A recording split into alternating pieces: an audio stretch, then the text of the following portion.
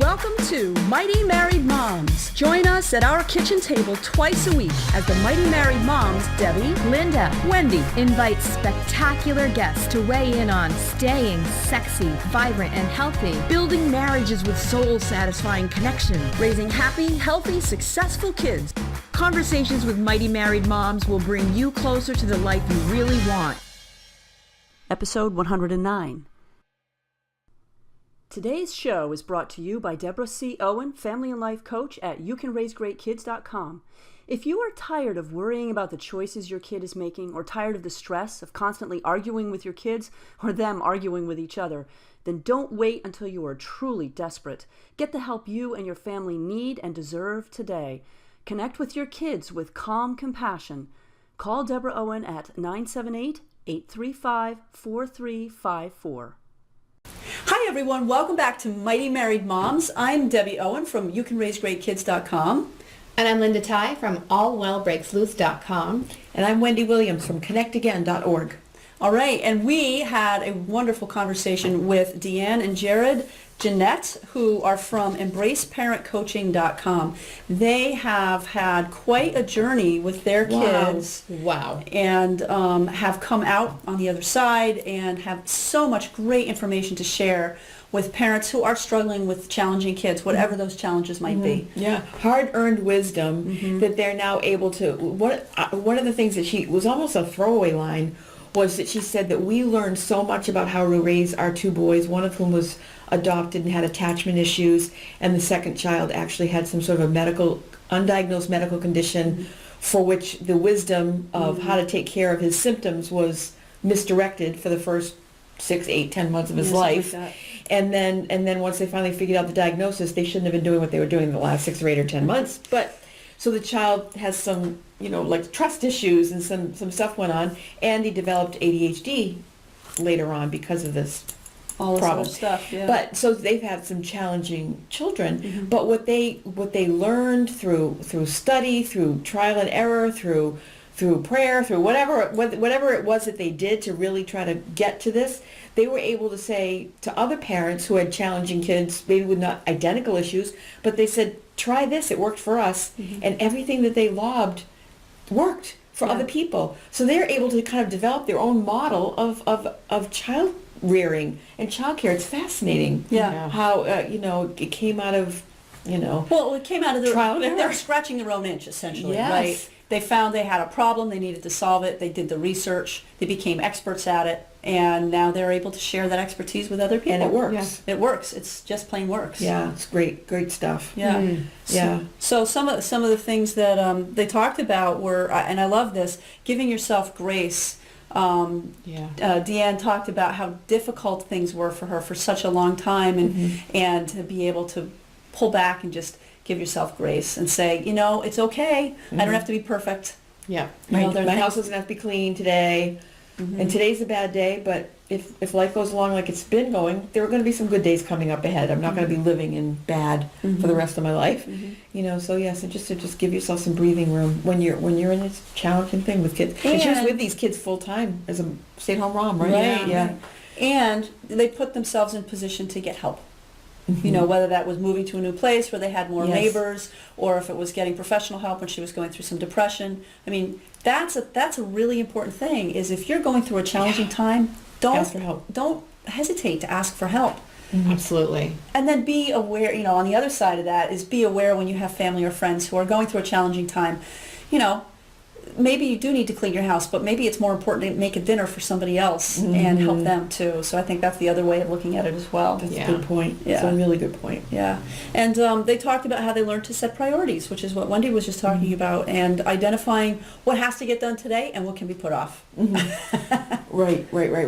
And I was fascinated with how where they learned the specifics about the embrace parenting is that we've been schooled up as parents, as people, to go into behavior modification. Now Johnny, stamping around on the floor and screaming your head off like that, it's not going to work. So you choose to do that, you're going to have to go to the car, we're all going to have to go to the car, or you're going to lose dinner tonight.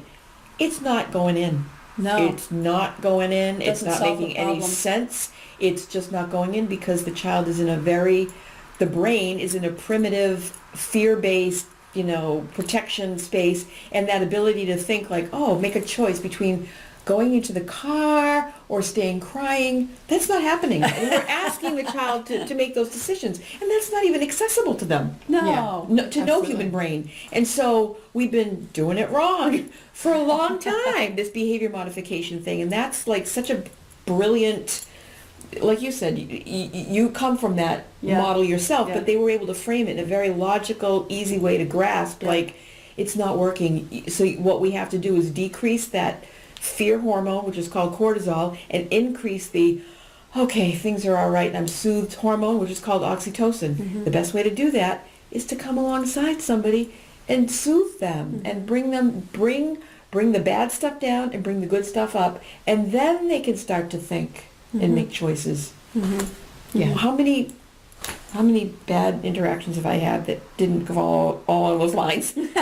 Right? Because you have to calm down. Yeah, you have to calm down to access the part of your brain that The creative problem-solving part of your brain. I really thought it was interesting that they said that kids with ADHD are trying to speed up their brain. That was very interesting. Really fascinating. Like, we think they're hyper and they're not focused because they're going too fast, and actually their brain is going a little bit slower. They have a little bit less gray matter, and they need to learn to make those connections. So their activity is they on some subconscious level know they need to speed up their brain. That's what they're doing. Yeah. And we punish them for it. We make them sit in a corner. Make them wrong. The whole behavior modification, right? It's like, no, that's not what they need. Right. One of the things that I like to tell my clients is to instead of looking at your child who's having a challenging issue and saying, my child is such a problem, reframe it and say, my child has a problem. When you reframe it that way, all of a sudden you open yourself up to being able to be of service, put yourself in their shoes, be empathetic, instead of saying, my child is a problem, because honestly, that's about you. Whereas you say, my child has a problem, that's about your child. And what a difference that makes in the way you respond, as opposed to reacting. Respond with thought instead of reacting with, that fear-based freaking out yourself, basically. You know what? All three of us could apply that in our work. I can apply that.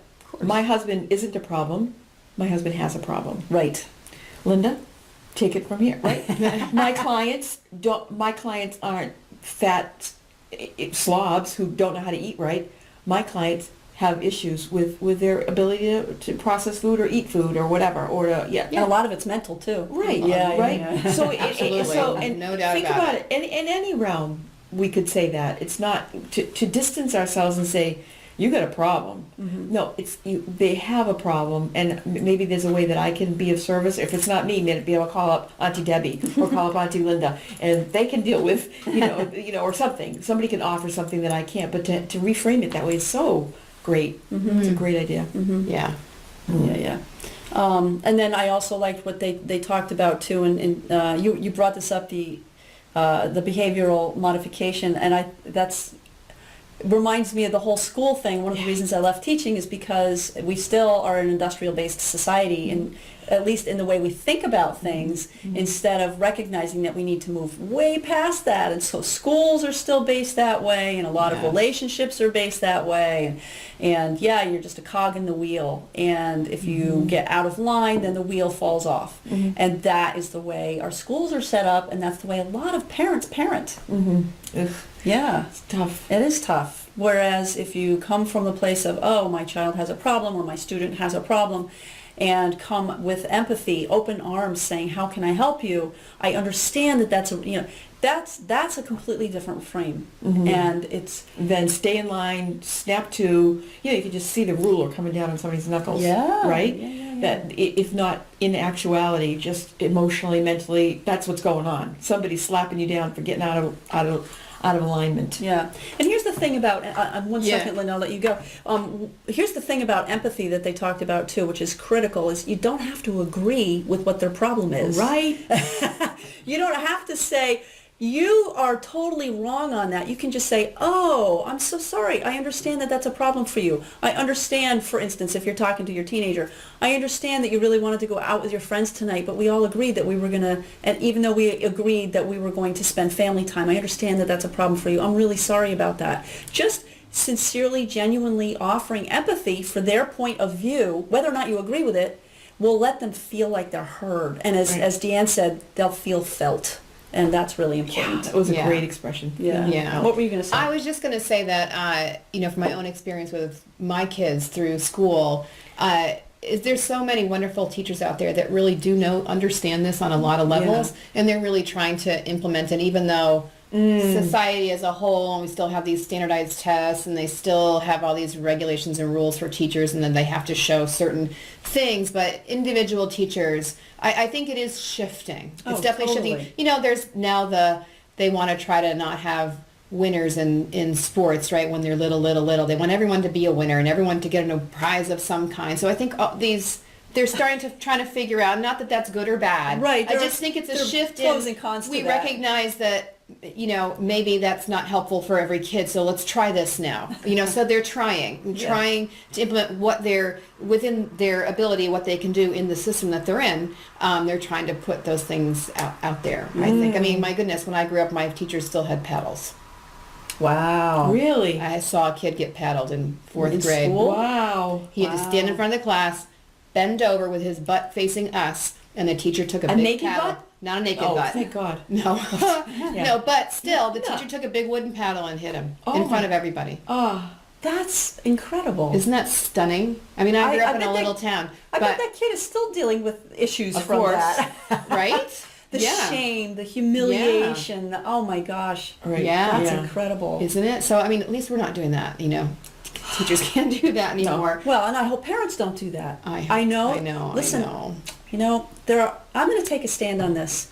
I know there are a lot of people who talk about parenting and they say, I'm not going to tell you what you should or shouldn't do when it comes to a corporal punishment. Well, you know what? I am going to tell you. It's wrong and it's not going to work. That's really the issue. The bottom line. It doesn't work. Think about what you're teaching your kid. You're teaching them, if they bully. can't handle the situation, Hit. bully, hit. Yeah, that's all that it does. It doesn't do anything else. No. Right. I have never, ever hit my kids. Ever. I've never gotten that upset with them. They're really good kids. They don't have issues. They don't do, they're good in school. They do what they're supposed to do. I don't have a lot of disciplinary issues with my kids. And maybe you could say it's just my kids, but I think it has a little bit to do with my parenting style too. Yeah, absolutely. Absolutely. I like to think of discipline as encouraging good behavior. Absolutely. As opposed to discipline being punishment. Right. Punitive. Well, the word discipline comes from the word disciple, which means to teach. To teach, right. And so every discipline opportunity or every consequence opportunity should be an opportunity to teach, not to punish. Right. And make wrong and Right. And tell them they're bad. Right. It's just really Well, there are bad. boundaries, and there are boundaries that need, Right. That behavior is not acceptable. Not acceptable. You can't be doing that. Or with a little kid, you cannot run across the street. That you cannot do that. That's Right. a boundary. Of course. And as kids get older, the boundaries they're going to want to push the boundaries because they think they can do something, and you have decided as a family that that's not acceptable. But discipline is about teaching. It's not about punishing. Mm-hmm. Right. Totally. Right. Yeah. And It's more work. Sometimes for the parent, right? Totally it's more work.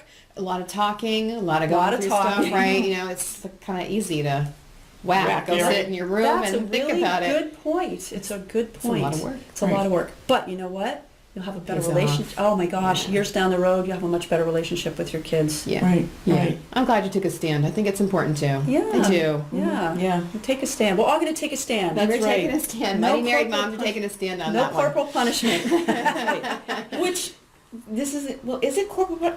Really, that thing about the Facebook thing with 575 million views of people shaving their teenager's head because they came home smoking dope, or have you seen? No, I have not seen Oh that. my goodness gracious! Maybe I'm on the wrong list. I don't know, but it's not anybody that I know. It's somebody saying, "Yeah, this is teach that kid a lesson." And there are so many people who are shaming their children on Facebook.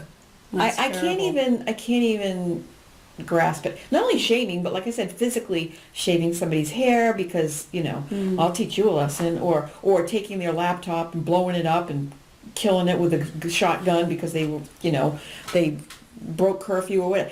I just don't understand how come people think that this is a good way to encourage good, kind behavior. I don't get how you make that connection in your head that that's going to work. I'm not sure. That's so that they were terrific, and you know what I really liked about them too is that I don't really know that the statistics really bear this out, but they do say that people who have children with developmental issues or whatever health issues, and that it can really take a toll on a marriage relationship. And I don't want to misquote any statistics, but that obviously it can take a toll, and I don't know if it's what it is specifically, but they were so clearly together, Yes. and so well connected, and really wanting to be there for one another, and saying, okay, I can't do this right now. You're on point. That's so great. important. And just that volley between them, it was really clear. It was really a great thing for me to witness. Yeah. Absolutely. Yeah. They really pointed out, self-care is really important too. When you're raising kids, it is hard. Whether they have challenges, specific challenges or not, every kid has challenges. And it's challenging being a parent, and there's no book that gives you, perfect instructions on an hour-to-hour basis. Day one, do this and they'll be perfect for life. It's not that way, and we have visions, as they were saying. We had this vision of what our family was going to be like, and then our kids ended up having these traumas and these issues that they had to then deal with.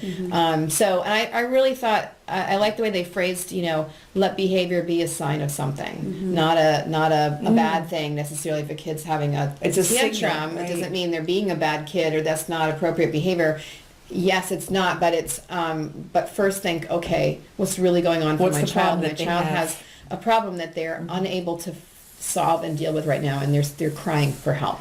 Right, and I tell my clients to get really curious. Put on an air of curiosity. Wow, my kid's really freaking out. Wonder what's going on. What's he really afraid of? Because remember, it's always fear that's at the base. At the very bottom. Yeah, at the base of all of these. What is it? 2 emotions only. Fear and love. That's it. Yep. Everything else comes negative from thing, those. it's going to be Based in fear. down to fear. So get really curious. Figure out, my kid is having a problem. What is the fear that's causing this problem? How can I be empathetic, and how can we together, I love that they talk about collaboratively solving problems. How can we together solve the problem in order to help my kid feel safe and secure and loved? And I think that's the key. And move on. I can just hear people, I know some of them in my family, hear people going, oh my goodness gracious, you want them to feel loved and cared about. Listen, they need to cut it out. You can just hear that backlash. People. That I can just hear that backlash. That's such a, for lack of a better word right now, old school way of viewing bad behavior, negative behavior, pitching a fit in the grocery store. No, they're just undisciplined, and you're a bad parent, and you're, all these negative, pejorative things, as opposed to this kid's got something going on. This kid's got a problem. And they're signaling, I need some help here. Yeah. I've reached the end of my capacity to figure this out and go there, and now I'm shutting down, and the cortisol's spilling all over everything. And somebody needs to help shut down that cortisol and turn on the oxytocin, because I'm out of my mind. Yeah, if anybody in our audience can draw a picture of that, I'd love it. That would Yeah. be really cool. I know, right? That would be great. Send it to us. The and we'll- faucets? Yeah, I love that. Or a bucket that's overflowing with cortisol, and some parent coming along and pouring oxytocin. I don't know what dumping it out. I don't know what it would look Yeah. like, but if you're Some creative, schematic. I'd love to see that. Yeah. So, Yeah. These are great. These are great ideas. But we've kind of been all over the place with this conversation. But I think We but the basic idea is love your kid, recognize that your kid's having a problem. What can you do to be empathetic to help them collaboratively solve the problem? I think that's the message from Jared and DeAnn. And Well, that's they a great say it message. in their website, embrace parenting. Embrace parent coaching. Yep. Embrace parent. So it's about embracing, if not physically, embracing the problem, embracing that something is going on here, that you can be of service, as opposed to shutting them down and modifying their behavior. Yeah, I so appreciate what they did. Yeah, great stuff. Great. Well, thank you so much for being with us yet again. Thank you. It's wonderful to have you with us. We really appreciate you, and we would love to be able to support you. If you have any questions, please feel free to contact us at any of our websites. My name again is Debbie Owen from youcanraisegreatkids.com.